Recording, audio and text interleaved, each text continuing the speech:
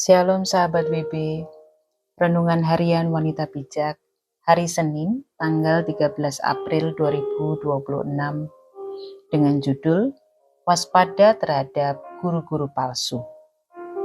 Kita akan membaca firman Tuhan dari 2 Petrus 2 ayat yang pertama sampai dengan yang ke-11. Mari kita berdoa terlebih dahulu. Betapa kami sungguh bersyukur karena Tuhan yang senantiasa menolong dan memelihara hidup kami hari lepas hari. Firman-Mu ya dan amin yang menolong kami melangkah dalam hidup kami, agar kami seturut dengan kehendak-Mu. Roh Kudus, hari ini kami mau belajar kembali mengenal hati Bapa kami lebih dalam. Tolong kami agar kami bisa mengerti dan melakukannya.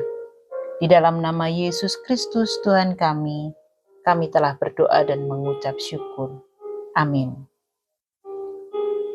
Firman Tuhan diambil dari 2 Petrus 2 ayat yang pertama sampai dengan yang ke-11 menurut Alkitab terjemahan baru edisi yang kedua. Demikian firman-Nya.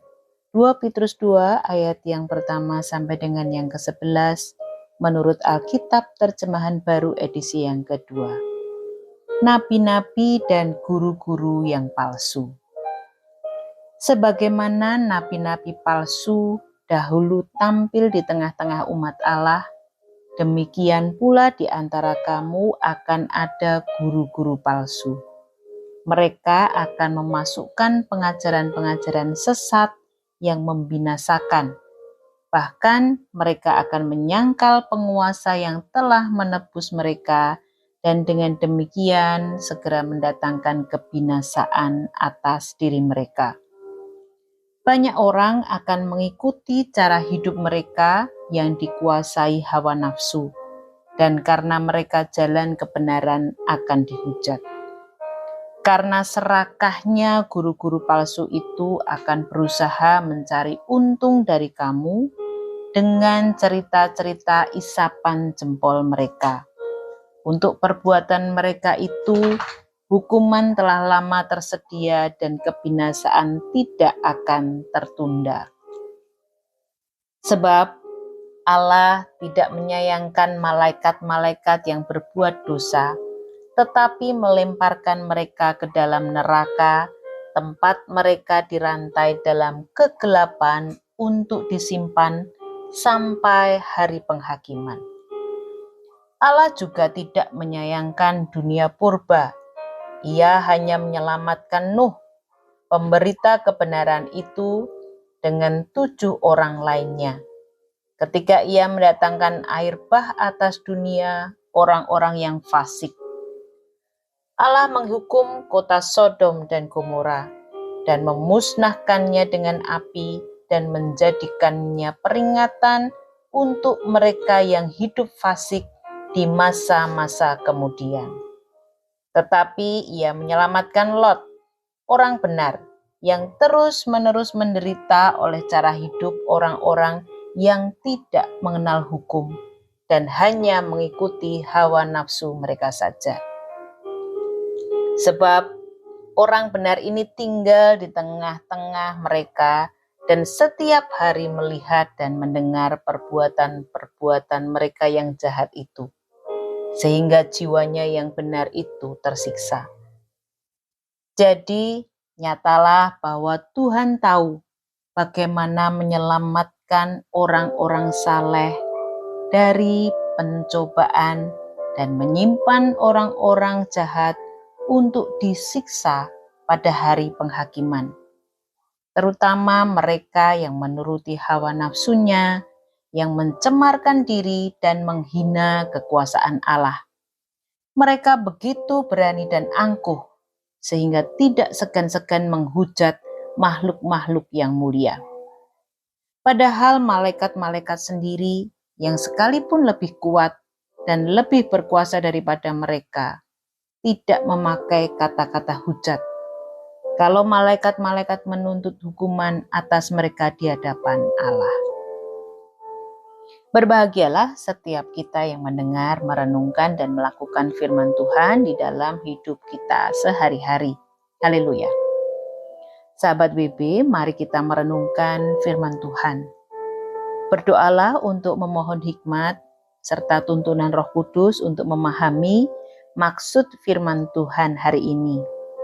Baca secara perlahan dan renungkan pasal ini. Pertanyaan-pertanyaan berikut ini akan menolong kita. Yang pertama, siapakah guru-guru palsu itu dan seperti apa cara hidup mereka? Kita cek di ayat yang pertama sampai dengan yang ketiga. Pertanyaan yang kedua, apa yang akan terjadi kepada guru-guru palsu dan bagaimana dengan orang-orang benar yang setia dan tidak ikut arus dunia yang jahat itu? Kita bisa cek kembali pada ayat yang keempat sampai dengan yang ke-11.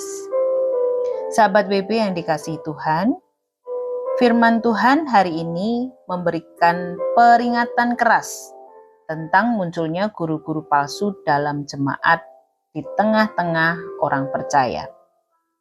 Mereka membawa ajaran sesat, hidup dalam hawa nafsu, kecemaran, dan keserakahan. Petrus menekankan bahwa mereka akan dihukum, sementara Tuhan menyelamatkan orang benar yang setia hidup benar, tidak mengikuti arus kecemaran-kecemaran dunia. Kita perlu waspada terhadap ajaran sesat dan cara hidup dunia yang dapat masuk mempengaruhi gereja Tuhan di akhir zaman ini. Bagaimana keadaan dan cara hidup sekeliling kita di antara jemaat Tuhan hari-hari ini? Apakah ada cara hidup dunia dan ajaran-ajaran lain selain firman Tuhan? Seperti filosofi atau paham-paham atau isme yang mempengaruhi dirimu dan komunitasmu. Petrus mengingatkan agar kita waspada terhadap guru-guru palsu. Pertama, ajaran mereka didasarkan atas janji palsu. Kita lihat pada ayat yang ke-19. Yang kedua, pengalaman rohani mereka adalah pengalaman yang palsu. Kita cek pada ayat yang ke-20. Apa jawaban Tuhan melalui firman-Nya yang kita baca hari ini agar kita mengenali ajaran yang palsu itu?